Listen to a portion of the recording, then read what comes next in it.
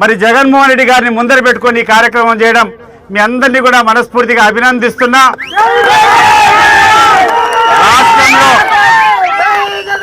రాష్ట్రంలో ఎక్కడికి పోయినా ఒకటే ఒక నినాదం, అది జగన్ యొక్క నినాదం, జై జగన్ అనేటువంటి నినాదం.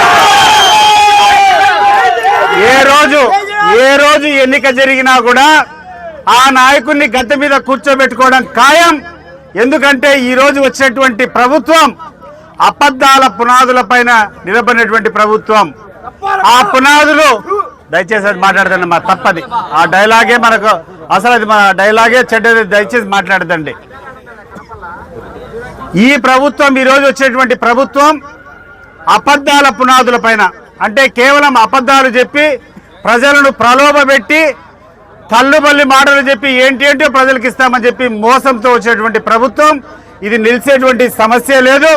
రాబోయే ఏ ఎన్నిక జరిగినా కూడా మరి మక్బుల్ గారి ఆధ్వర్యంలో, శ్రీనివాసరెడ్డి గారి ఆధ్వర్యంలో, ఇక్కడటువంటి నాగిరెడ్డి గారి కుటుంబం ఆధ్వర్యంలో, జగదీశ్వర్ రెడ్డి గారి ఆధ్వర్యంలో మీరందరూ కూడా ముందరికి పోయి కలిసి కట్టుగా ఈ యొక్క వైఎస్ఆర్ పార్టీని, జగన్మోహన్ రెడ్డి గారిని బలపరుస్తారని కోరుకుంటూ, మరి ఎంతో క్రీడాస్ఫూర్తితో ఈ యొక్క కార్యక్రమాల్లో పాల్గొనేటువంటి ప్రతి ఒక్క ఆటగానికి కూడా శుభాకాంక్షలు, అభినందనలు తెలియజేసుకుంటున్నాను.